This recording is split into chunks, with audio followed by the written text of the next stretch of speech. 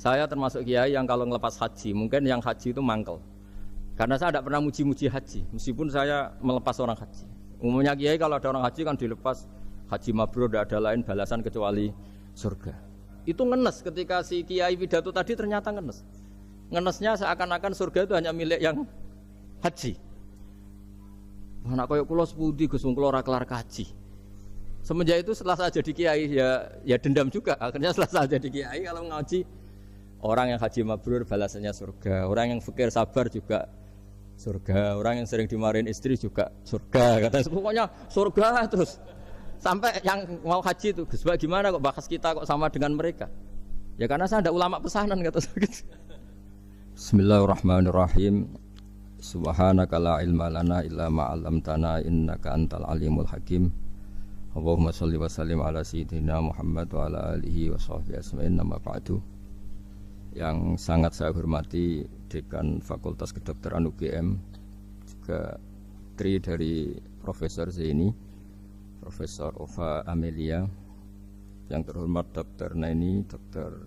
Profesor Dr. Madharina Zulia, dan semua yang hadir, termasuk teman kami Dr. Zulfikar, semua teman-teman kru, semua yang dari UGM, semua pendengar yang sangat saya hormati.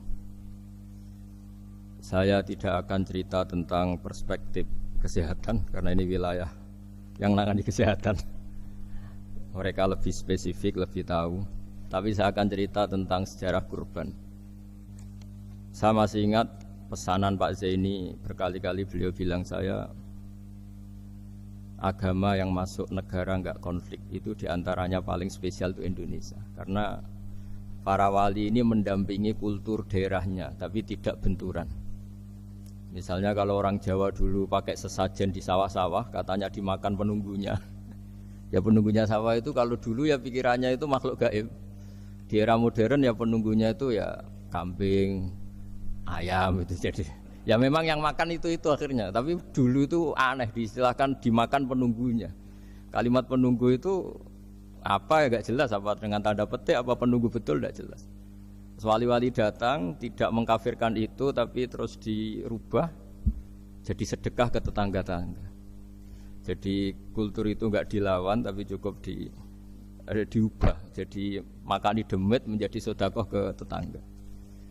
Nah cerita kurban juga seperti itu. Dulu tokoh-tokoh Quraisy, penunggu Ka'bah, itu dulu sudah ndak tauhid, sudah musyrik kalau dalam bahasa agama. Itu di mana-mana termasuk kebutuhan pokok manusia itu kalau kumpul-kumpul tuh makan-makan. Itu mulai dulu. Terus korbannya itu ya pasti perempuan mulai dulu. Jadi hanya bagian masak, boleh makan nanti ngenteni luwian itu, ngenteni bekas-bekasnya. Sehingga yang nyortir Abu Jahal CS itu. Jadi yang kurban harus hewannya bagus, spesial, bahkan nggak boleh dikawinkan. Hewan yang mau dikorbankan itu nggak boleh dikawinkan, nggak boleh pernah dikendarai, nggak boleh pernah dipakai bajak sawah dan sebagainya. Semuanya serba spesial. Nanti dikorbankan di Ka'bah, yang dijual Ka'bah. Nah pertanyaannya, Ka'bah ini nggak pemakan daging, yang untung ya ketua-ketuanya ini, karena Ka'bah tidak doyan daging. Dan itu ya di atas namakan Allah, ini demi taqarrub ilallah, demi itu. Sehingga mereka bilang waqalu hadhihi an'amu wa harsun hijrul la yat'amuha illa man nasa'u bi za'mihim. Ini hewan kurban harus spesial dan yang berhak makan hanya orang-orang spesial, yaitu para penunggu Ka'bah, para sadanatul bait. Tapi karena mereka sudah tidak benar, tidak jujur, Islam mau merubah tradisi itu. Tapi kalau tradisi itu dirubah, maka Islam akan terkenal pelit karena dari acara makan-makan menjadi tidak ada makan-makan. Jadi kadang kebenaran itu harus diganti dengan sesuatu yang tidak ekstrim, karena tadi dari acara makan-makan menjadi sama sekali nggak makan-makan. Maka terus diganti oleh Islam dengan kalimat udhiyah, dengan kata kurban. Nah kenapa itu harus terjadi? Karena kurban itu sebetulnya syariatnya Nabi Ibrahim, di mana orang Mekah itu memang turunan Nabi Ibrahim, sehingga sisa-sisa makan-makannya masih. Cuma mulai ada melenceng, ada sesajen, ada khurafat, ada bid'ah. Kemudian itu mulai masalah. Terus Rasulullah Muhammad SAW datang ingin benahi itu. Tapi yang dibenahi adalah menghilangkan kemusyrikannya, bukan makan-makannya. Akhirnya diganti oleh udhiyah. Nah, kenapa ada kurban? Kalau dalam banyak literatur, Nabi Ibrahim alaihissalam itu nabi yang paling dengan tanda kutip mengklaim kalau beliau itu orang paling sayang kepada Allah, paling dekat kepada Allah. Enggak ada yang dicintai selain Allah. Beliau memaklumatkan itu baik secara lisan maupun di gemuruh hatinya, di bisikan hatinya, di detak jantungnya, pikirannya seperti itu. Pas itu beliau belum punya putra karena beliau termasuk lambat punya anak. Suatu saat ditakdir punya putra yaitu Ismail. Pas seneng-senengnya jalan, pas seneng-senengnya punya anak, sama Allah disuruh nyembelih. Anak kamu harus kamu sembelih. Ibrahim kaget. Kenapa ya Allah? Kamu adalah orang yang sering ngomong bahwa yang paling kamu cintai saya. Tapi setelah ada anak kamu, kayaknya enggak. Protes Nabi Ibrahim, Pak. Yang benar Gusti, iya harus anak kamu. Karena beliau kadung janji, kadung komitmen yang paling dicintai Allah, tidak ada yang lain. Saya akan mencintai engkau ya Allah meskipun harus mengorbankan anak saya. Sehingga cerita terus disyariatkannya kurban itu. Ketika Nabi Ibrahim berkomitmen melaksanakan perintah itu, Ismail juga mau nurut, bersama Allah diganti oleh hewan kurban yang bernama kambing. Sehingga versi cerita itu bahwa Allah akan maklumi ketika orang mencintai Allah secara serius, bersamaan dengan itu orang juga mencintai anaknya dengan proporsi masing-masing. Itu di khazanah-khazanah yang saya baca. Versi kedua, tapi ini nanti nggak perlu dipertanyakan. Nanti kalau UGM tanya itu versi yang paling baik, yang paling benar gimana? Yang tanya juga bid'ah, yang jawab juga bid'ah nanti. Karena itu wilayah yang kadung terjadi. Jadi kalau dalam ilmu hadis itu, kalau kadung terjadi, mbok kamu unggulkan yang mana, tetap saja yang terjadi hanya satu, mau kelewat. Beda dengan istihad solusi. Karena mau terjadi ya kita uji coba. Kalau nggak cocok yang A ya cocok alternatif B, alternatif C. Kalau sudah kelewat, mau gimana? Kalau salah ya salah aja kan. Versi kedua begini. Semoga versi kedua ini yang benar. Kalau ini benar, keren. Nabi Ibrahim itu memaklumatkan diri. Kalau dalam bahasa Arab itu iddia itu mengklaim bahwa dia adalah orang yang paling sayang terhadap makhluk Allah, semua hamba Allah. Terus beliau diterbangkan ke langit. Ya karena UGM ini lembaga akademik, nanti saya baca teksnya. Kalau bahasa Arabnya itu takbirnya. Diterbangkan ke langit, ke alam malakut. Ya tidak usah ditanyakan, tanya terbang gimana, nanti ribet nanti itu. Setelah diterbangkan di langit, wa kadzalika nuri Ibrahim malakutas samawati wal ardh, diperkenalkan alam langit, terus dipertontonkan. Itu ada sekian hamba Allah yang nyabu, yang ngefly, yang dugem, pokoknya yang maksiat-maksiat itu. Ibrahim ditanya sama Allah, gimana itu mereka menurut kamu? Damirhum, habisi saja Allah. Mereka makan rezekimu, hidup di bumimu, tapi mereka tidak mengindahkan engkau. Matikan saja. Sama Allah diturutin. Jalan-jalan lagi sampai 3 kali peristiwa tempat-tempat maksiat itu dihabisin sama Nabi Ibrahim. Beliau minta sama Allah supaya itu dihabisin. Singkat cerita, terus beliau diturunkan sama Allah. Setelah diturunkan, ya Allah tidak jawab, tidak apa. Allah itu punya sunnah, punya tradisi. Dengan nabinya itu tidak jawab. Suatu saat Nabi Ibrahim disuruh bunuh anaknya, disuruh nyembelih. Protes kan? Huwa samratu fuadi. Ini kekasih saya, putra saya. Kenapa engkau nyuruh membunuh? Terus kata Allah, kamu tidak ingat di malam kamu saya mi'rajkan melihat hamba-hambaku, dan itu yang bikin aku, dan saya cinta sama mereka yang bikin saya. Kamu enak saja minta dibunuh. Sengkerian gantian saya yang minta, kamu tidak nurutin gitu. Kamu pas minta saya tidak tak pikir, langsung tak turutin. Kenapa saya yang sekarang minta kamu mikir gitu. Tapi huwa samratu fuadi, itu buah hati saya. Lah memangnya makhluk-makhluk itu makhluk siapa? Saya yang bikin. Kamu enak saja nyuruh bunuh. Nah semenjak itu jadi kearifan kita.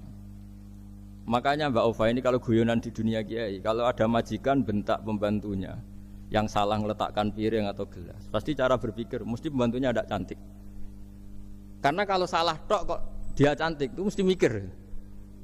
Enggak bisa orang bentak orang cantik gitu.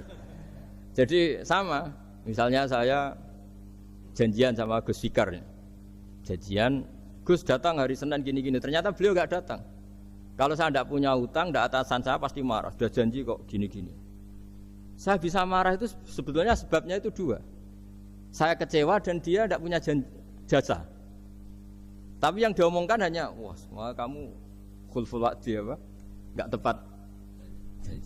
Coba kalau ini atasan saya jadi dosen karena beliau misalnya. Saya punya utang beliau. Mbok nyulayani janji apa kan? Nggih mboten napa-napa kan. Sama. Ada majikan mencintai pembantunya karena sangat cantik, mana ada mencahno piring. Omahe dirubahno itu ndak apa-apa gitu kan gitu. Sama. Makanya ada guyonan di dunia kiai itu, ada anak perempuan kan enggak lazim ya, perempuan pakai GL Pro kalau dulu, mungkin sekarang pakai Ninja, pakai celana jin. Sopo iku wong luput suwo itu? Siapa itu perempuan kok gitu? Niku ponakane jenengan, Mbah. Astagfirullah, muga-muga pangeran nyepuro. Jadi langsung rubah dari maksudkan menjadi ndak karena keluarga. Nah, jangan-jangan kebencian kita pada maksiat itu oke, kita wajib benci maksiat, tapi tetap ada catatannya. Plus yang maksiat itu tidak orang yang terkait dengan kita. Coba kalau yang maksiat itu orang yang terkait dengan kita, itu anak kita, ponakan kita, mungkin istri kita, paling mintanya ya Allah ampuni. Sama-sama maksiat, yang satu minta dihabisin, yang satu kita minta diampuni. Fair gak kita sebagai manusia? Tidak fair. Tidak fair. Nah, iya gak fair ya? Apa ya fair? Mikir. Makanya kalau ada guyonan, ya itu tadi. Ada supir salah dimarahin, pasti supir ini belum pegang rahasia. Tapi kalau sudah pegang kartu, si majikannya punya apalah gitu, simpanan gitu. Wah ini pegang, berani marah gak? Tidak ada. Ini dokter kelik juga teman saya. Itu pengalaman sekali.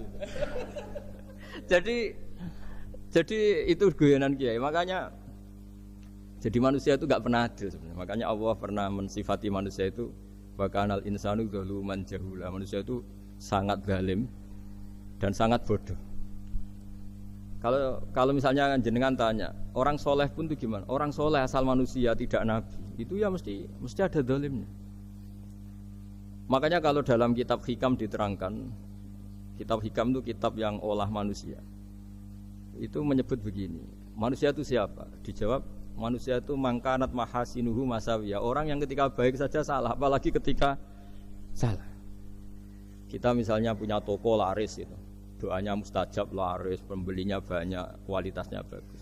Pasti ada toko sekeliling yang megap-megap karena orang sekarang ke kamu kan itu. Sama di kampus ya gitu, kalau ada kampus besar yang lain pasti ke masjid, terhalangi karirnya di semua. Sehingga orang supaya terus merasa salah, Rabbana dzalamna anfusana, meskipun kita sedang benar pun.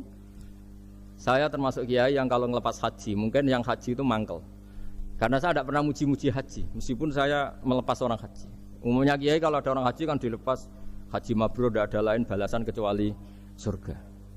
Saya itu karena pernah kecil, pernah dengerin masyarakat. Itu ngenes ketika si kiai pidato tadi ternyata ngenes. Ngenesnya seakan-akan surga itu hanya milik yang haji. Anak koyok kulo sepudi Gus wong kulo ora kelar kaji.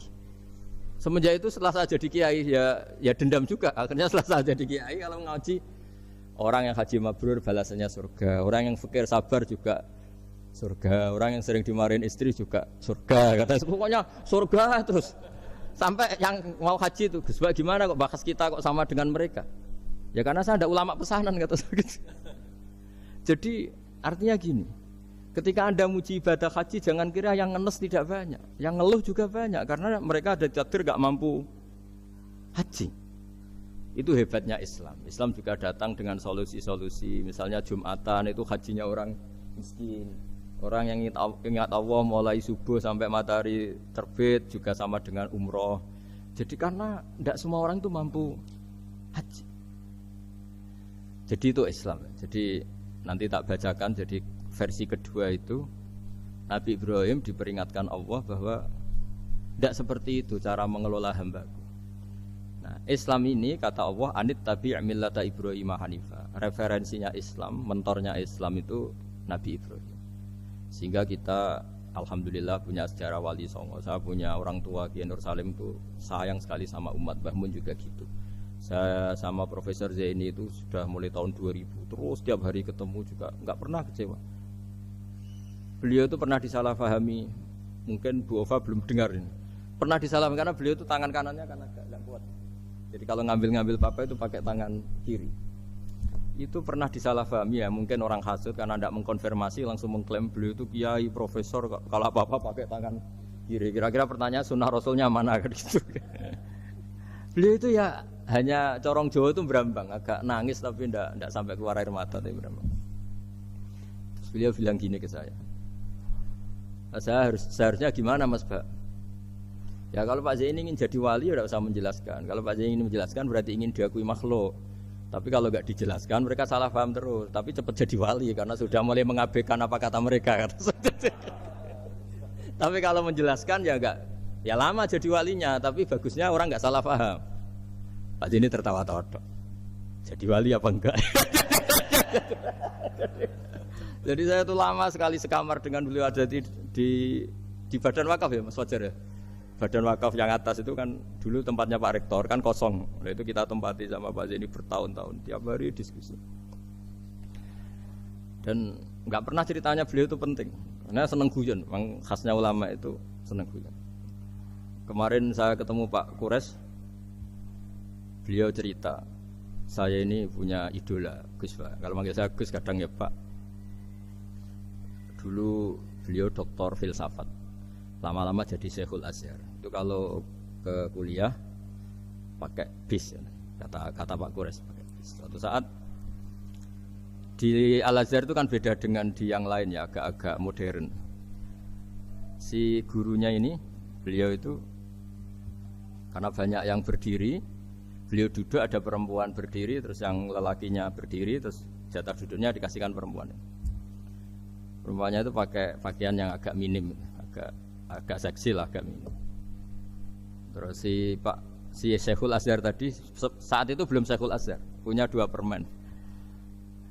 Ini ceritanya Pak Kures punya 2 permen, terus yang satu sudah dibuka, yang satu masih bungkusan, masih ditawarkan. Silakan Mbak kamu milih yang mana? Milih yang masih itu. Padahal bukanya itu supaya lebih gampang. Ternyata milih yang masih bungkusan. Kenapa Mbak? Ya ini lebih steril karena pakai bungkusan. Oh iya. Itu pelajaran itu. Terus Pak Kures nantang saya. Gus Pak punya enggak cerita tandingan? Wah kalau saya kebalikannya Pak.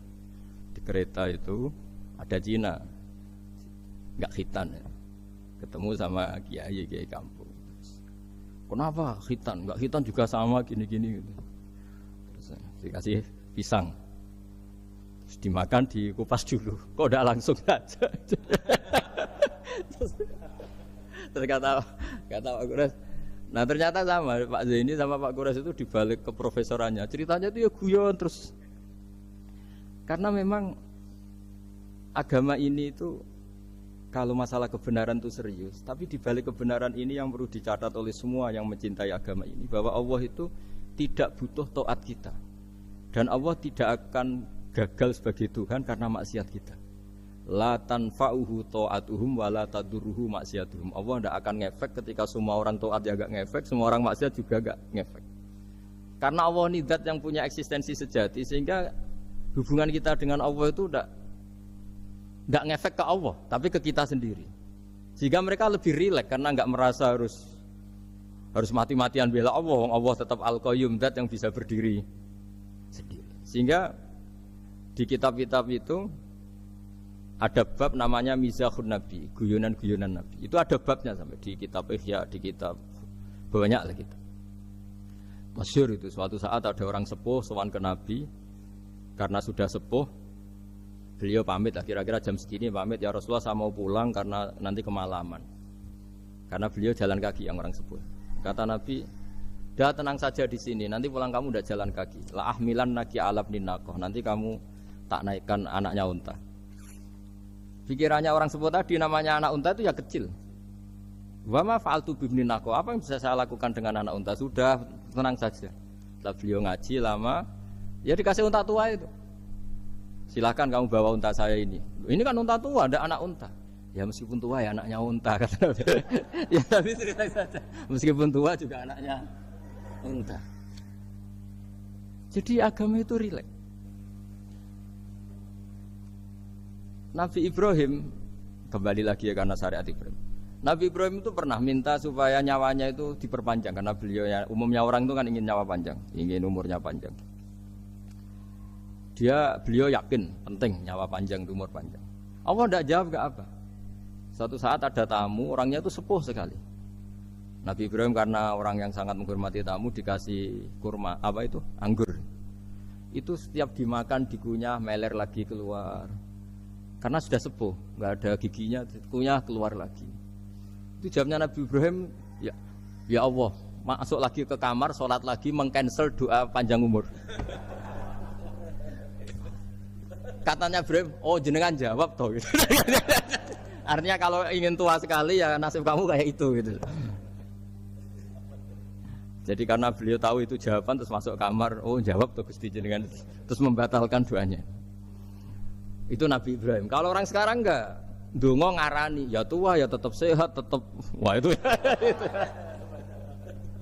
Itu lebih ribet itu. Iya, jadi karena doa itu kalau nggak diperjelas itu ya repot. Ini cerita supaya kita berislam itu ceria. Saya Mbah Mun itu meskipun kiai top senengannya nggih guyon bapak saya. Tapi guyon itu ada yang wajib. Saya dulu itu janggal. Ini cerita ya mungkin kalau di kampus-kampus umum agak asing, tapi ini cerita. Nuduh zina itu dosanya besar sekali. Saya ulang lagi, nuduh orang lain zina itu dosanya besar sekali. Disebut bab qadzaf. Saya pernah menjumpai 3 kiai besar Bu Ofa, 3 kiai besar. Kiai top semua. Di majelis itu ada gosip bahwa si A itu punya selingkuhan sama Sri itu misalnya atau dengan siapalah dengan perempuan. Itu kalau di Arab itu senengannya pakai Salma, Laila Majnun Salma. Kalau di Jawa itu kasihan korbannya itu. Ya, tapi itu contoh saja. Itu si Kiai 3 tadi gak ngefek, malah tanya gini, loh apa perempuannya cantik? Wah cantik sekali Mbah.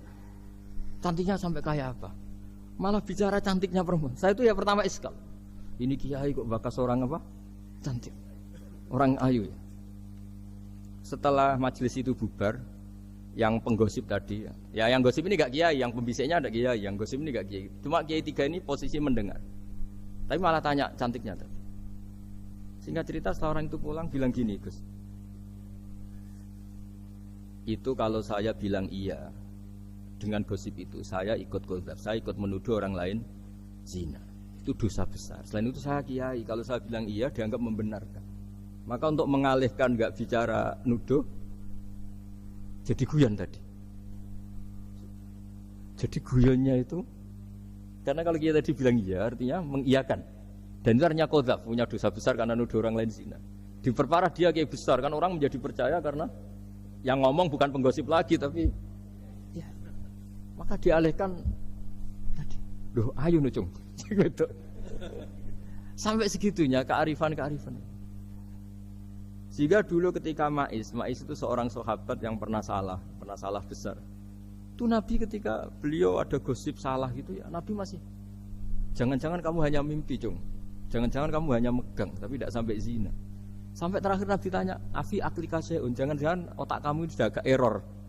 Saking tidak inginnya Nabi mempercayai hal-hal seperti itu. Nah, problem kita di zaman sekarang justru kadang nyari-nyari supaya tahu buktinya.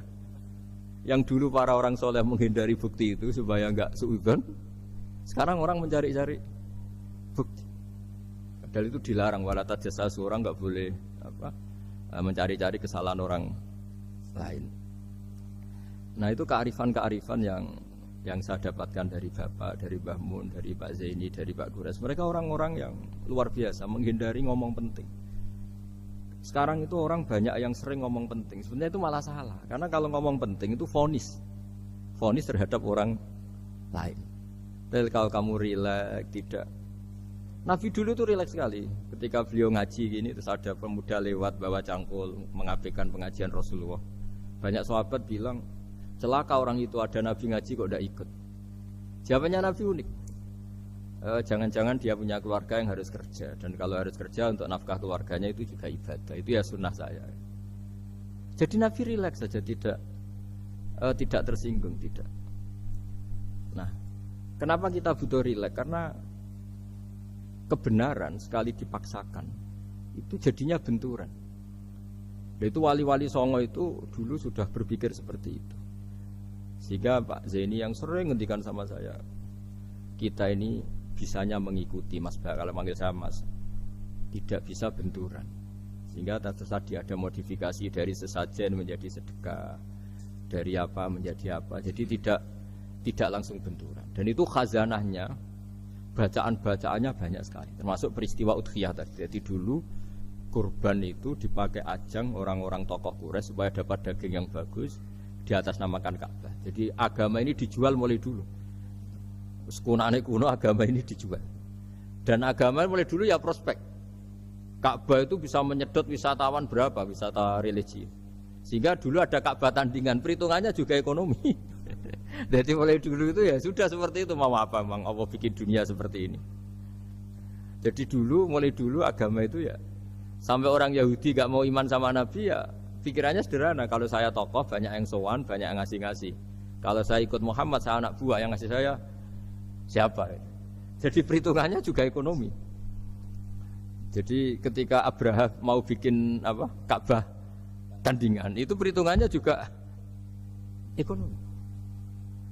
Jadi ribet kan memang kalau manusia itu sudah ribet. Tapi Islam ini datang bukan untuk itu, tapi memaklumi itu. Itu hebatnya Nabi Ibrahim. Ketika beliau berdoa, ya Allah, keluarga kami saya tempatkan di Mekah. Rabbana liyuqimus sholata faj'al af'idatam minan nasi tahwi ilaihim warzuqhum minas samarat. Cuma menurut Islam dibalik, ya Allah, kita ini ingin anak-anak kami ini bersujud kepada Engkau, ingin anak-anak kami ini melakukan sholat. Tapi mereka ini manusia yang untuk ketahanan hidupnya butuh makan, butuh rizki, butuh ekonomi. Maka tolong ekonominya dijaga ya Allah. Jadi dibalik, demi sholat menjaga ekonomi. Jangan dengan demi ekonomi meninggalkan sholat. Jadi dibalik, jadi demi sholat menjaga ekonomi. Juga termasuk menjaga politik. Andaikan tidak ada orang Islam yang cakap politik, terutama yang soleh-soleh, kemudian negara bikin aturan ala mereka, sholat dianggap larangan, pengajian dengan larangan, juga repot. Makanya mulai dulu kiai-kiai itu ya politik, karena nggak ingin negara ini diatur oleh orang yang anti sholat, anti agama. Karena kalau negara terserah yang sedang jabat, kemudian yang jabat tidak soleh, bisa nganggap maksiat-maksiat tidak ilegal, yang pengajian justru ilegal. Nah, di sini kenapa banyak orang-orang soleh dulu ya rata-rata ya berpolitik, mulai sebelum kemerdekaan sampai setelah kemerdekaan. Jadi itu ada filosofinya.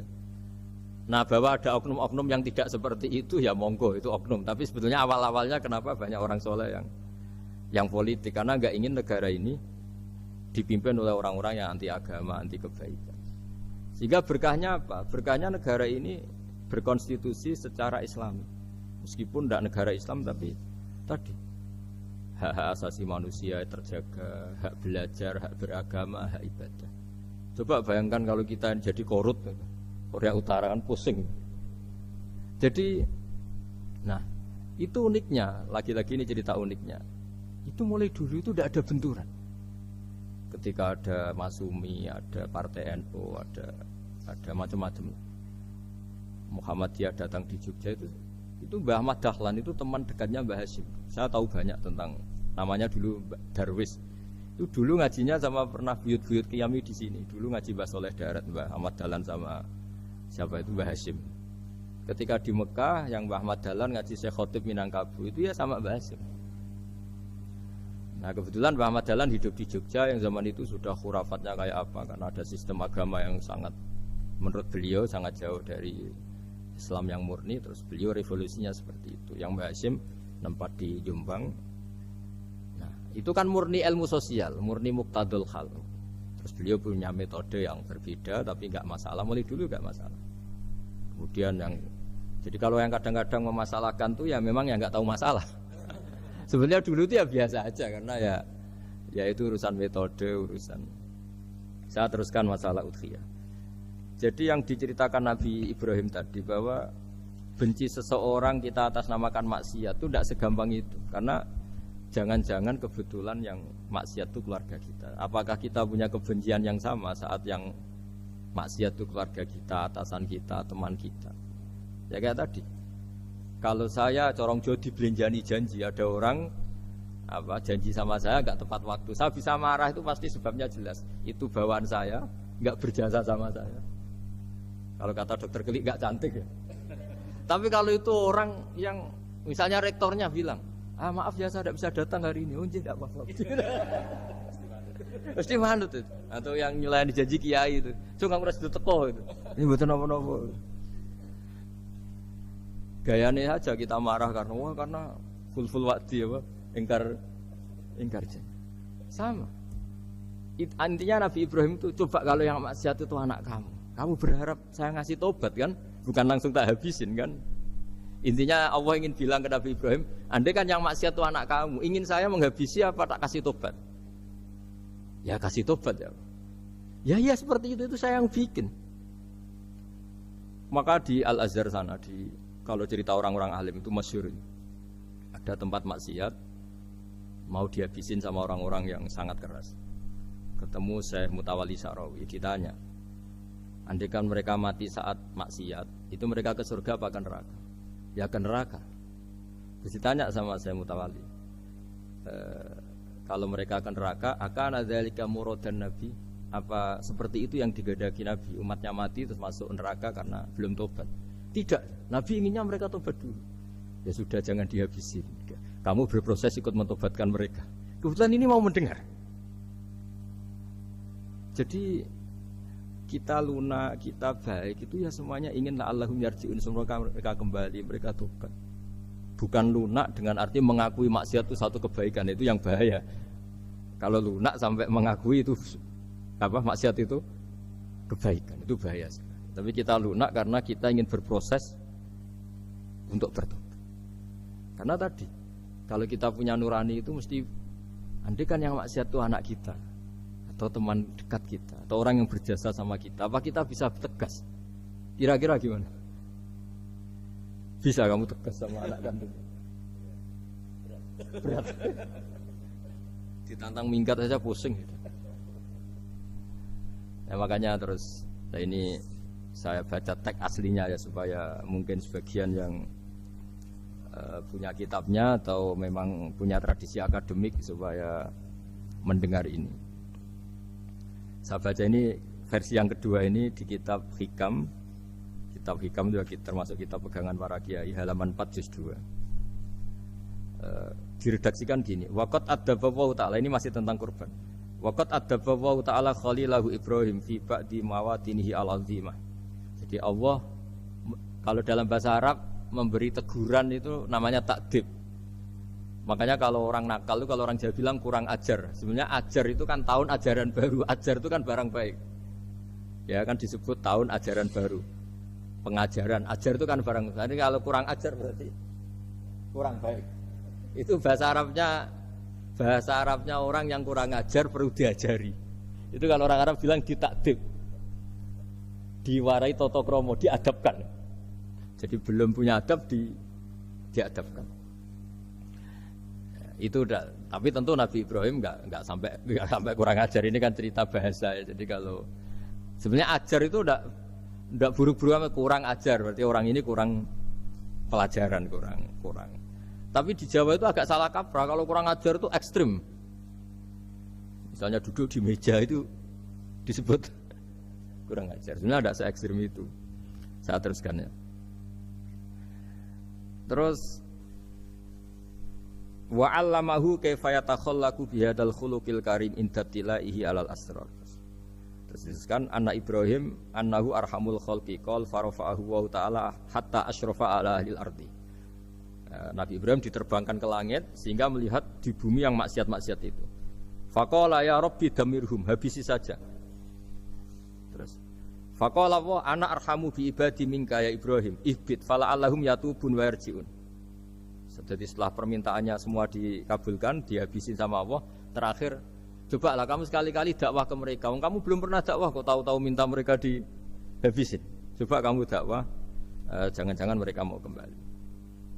Nah terus sebagian cerita itu terus diteruskan ketika suatu saat Ibrahim akhirnya diminta menyembelih putranya.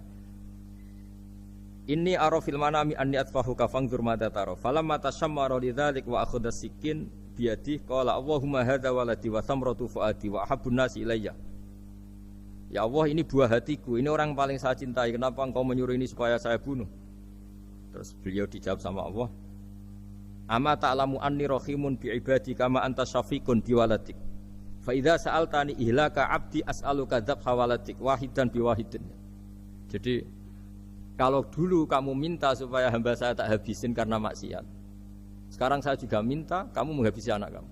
Tapi ini kan anak saya, sama itu hamba saya yang bikin juga saya. Nah semenjak itu Ibrahim dianggap sebagai bapak kasih sayang. Karena semenjak itu terus beliau orang yang paling sayang. Sampai ada 3 nabi yang menjadi metodenya Rasulullah SAW sebagai mentornya. Kalau Nabi Nuh melihat kemaksiatan langsung bilang, Rabbi la tadzar alal ardi minal kafirina dayyaru, habisi semua ya Allah. Tapi kalau Nabi Ibrahim apa? Faman tabi'ani fa innahu minni wa man asani fa innaka ghafurur rahim. Orang yang ikut saya ya karuan kelompok saya, dan yang sebelum ikut semoga engkau mengampuni. Tentu lewat proses dakwah, lewat proses. Nah, Wali Songo, kembali ke Wali Songo dan para guru-guru kita, itu seperti itu semua. Jadilah Islam yang di Indonesia, Islam rahmatan lil alamin itu konstruksinya ya dari ilmu-ilmu seperti itu. Bacaannya seperti itu. Karena ternyata kita tegas tadi ujung-ujungnya karena itu tidak cantik, tidak atasan kita, tidak berjasa sama kita. Kamu kalau ada supir telat, supir kok telat datang kantor gitu, pasti supir itu belum pegang rahasia. Setelah pegang rahasia tak jamin aman itu meskipun telat. Karena lebih ngeri pasti. Artinya manusia itu kayak apa ngeklaimnya tegas, disiplin, objektif. Kira-kira iya apa enggak? Enggak lah kayaknya ya. Ya pasti tadi. Nah itu yang makanya bapak saya kalau guyon sama saya itu, kalau umumnya orang itu kalau di dunia kiai muji istiqomah. Istiqomah itu konsisten jadi imam masjid, konsisten jadi guru, jadi apa. Kalau bapak itu sering guyon ke saya, iku istiqomah apa mau digenti wong liya katanya. Artinya di balik istiqomah itu juga ada catatan lain. Jangan-jangan ambisi gak mau diganti orang lain. Jadi artinya manusia itu dalam benar saja ada unsur salahnya, apalagi pas salah gitu maksudnya. Nah ya pas benar saja ada unsur salahnya, apalagi pas salah. Itulah dengan sudut pandang seperti ini adalah orang terus gak gampang menghakimi orang lain. Karena manusia yang baik adalah cukup dia merasa aibnya banyak, salahnya banyak, kemudian itu menyibukkan dia dari mencari-cari aibnya orang lain. Makanya kalau dalam cerita Ibrahim alaihissalam, karena kurban itu identik dengan syariatnya Nabi Ibrahim. Ini saya punya catatan yang kemarin tak baca juga di Jakarta. Itu suatu saat Nabi Ibrahim itu didatangin orang Majusi dulu. Orang Majusi itu ya tidak beragama. Singkat cerita Nabi Ibrahim itu terkenal kaya dan suka menghormati tamu. Dulu tamu itu sangat penting dihormati karena dulu nggak ada warung, terus padang pasir. Kalau sekarang itu ya wajib dihormati tapi tidak wajib-wajib banget. Karena biasanya sudah marung di mana-mana. Sudah marung di mobilnya bawa apa? Bekal. Kalau dulu di padang pasir kalau tamu nggak dihormati bisa mati betul. Kadang 2 hari perjalanan itu nggak makan nggak apa karena di padang pasir warung nggak ada, nggak bisa ngopi-ngopi ya. Sehingga kalau menghormati tamu dulu itu pahalanya luar biasa ngasih makan itu.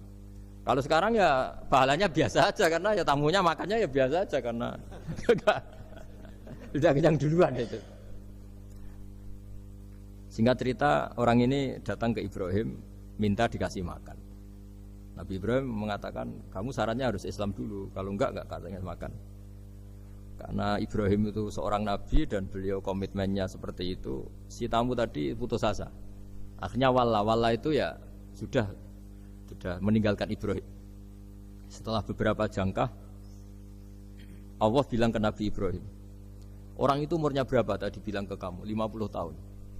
Pernah enggak orang itu kelaparan? Kata Allah, enggak, baru ini kelaparan. Terus kata Allah, mundu khamsina sanatan nut'imuhu ala kufri Falau nawal tahu lukmatan min ghairi antu talibahu bitahiri dinik lakana ahsan. Orang itu umurnya 50 tahun. Itu ya tak kasih makan padahal dia majusi. Kamu baru diminta sehari saja minta syaratnya Islam.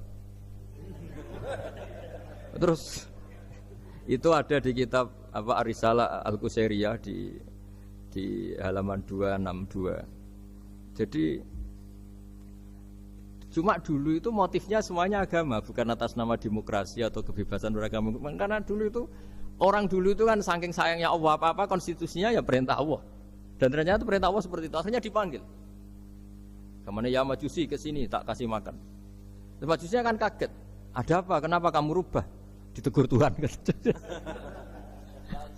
Iya ditegur Tuhan. Jadi dan alhamdulillah saking simpatiknya orang majusi tadi akhirnya masuk Islam. Sama itu kan mirip orang Yahudiyah atau Yahudi itu yang tanahnya itu diambil ya sama Amr bin As untuk perluasan masjid di apa? Mesir. Ya ketika lapor ke Sayyidina Umar, ngiranya itu kan dibenarkan perluasan masjid, ternyata Umar belain yang Yahudi. Iya, yang punya tanah harus dikembalikan tuh haknya. Jadi Islam itu menghormati hak kepemilikan meskipun itu milik non muslim. Jadi kata Allah, mut khamsina sanatan nut'imuhu ala kufri. Kalau nawal tahu lukmatan min ghairi antu talibahu bitahiri dini. Mbok dikasih makan aja, ndak usah nyuruh ganti agama. Wong saya saja yang Tuhan ngasih makan dia sudah 50 tahun tanpa syarat. Tanpa syarat. Ya jadi ini cerita ya Bu Ufa. Jadi kita mungkin kenangan saya dengan Bapak, Bu Ufa dengan Profesor saya ini kebetulan teman dekat sekali sama saya dan hampir tiap hari saya ketemu minimal 3 jam bertahun-tahun. Sampai kalau kehabisan cerita akhirnya cerita keluarganya karena kesuwan belajar karena akhirnya cerita keluarga. Maksud saya tadi ini saya cerita ini barang baik. Ketika beliau pernah ditahan karena aktivis dulu. Itu pas mau lahirnya Bu Aufa, terus beliau berdoa mati-matian, delalah dibebaskan. Beliau sempat nunggui kelahirannya Bu Aufa ini, terus dinamai Aufa Amalia. Itu kalau dalam bahasa Arab itu Aufa itu Allah memenuhi apa yang saya angen-angen. Jadi itu ceritanya itu gitu. Jadi nama itu spontan aja ketika iya, jadi beliau itu aktivis dulu. Bukan di penjara karena korupsi atau kriminal, bukan karena aktivis. Karena kalau model sekarang Bu Ufa, kalau nggak dijelaskan detail ditahan karena aktivis, nanti dikira ditahan karena yang lain. Ribet kan? Jadi ditahan karena beliau itu dulu aktivis, bukan karena. Ya saya kira demikian. Monggo kalau